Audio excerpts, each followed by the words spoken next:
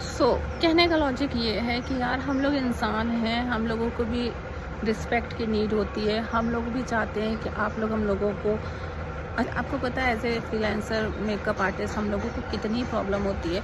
हम लोगों को अपने टाइम से पहले अपने वेन्यू पे पहुंचना पड़ता है और वहाँ जाके ब्राइड का वेट करो, फिर उसके परसेंट अपने वर्क को दो।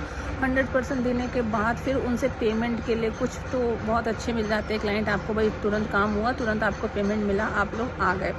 बट कुछ ऐसे होते हैं कि जहाँ मतलब झिकझिक भी करनी पड़ जाती है, सब कुछ है।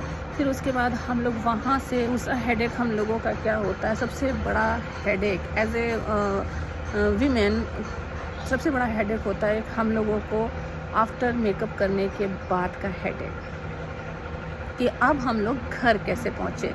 क्योंकि चाहे जितनी जल्दी कर लो, चाहे जितना हो जाए, मैक्सिमम 10 तो बजना ही है, वेन्यू ऑन द स्पॉट 10 बजना ही है रात का।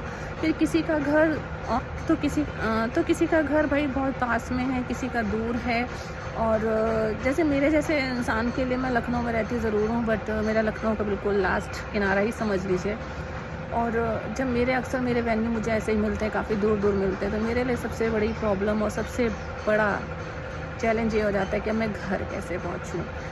क्योंकि कैब वगैरह बुक करना, पेमेंट के डबल पेमेंट लगना, 4 पैसे बचाने के लिए हम लोग है ना कभी कभी काफ़ी दूर दूर तक पैदल भी चल देते हैं कि चलो भाई 4 पैसे बचेंगे। फिर उसके बाद कैब बुक करना, कि कैब कैसे बुक करी जाए, फिर कैब का 9 बजे के बाद डबल चार्जेस का लग जाना, वो मैनेज करो। फिर एज अकेले आना घर, और फिर घर आके मैं अपनी ही बात करूँगी, मैं दूसरों की क्यों बात करूँ, मैं अपनी बात करूँगी। घर आके बहुत सारी फैमिलीज़ इश्यूज़ होते हैं। जैसे मेरे साथ क्या है कि मैं अपने घर का काम खुद ही करती हूँ।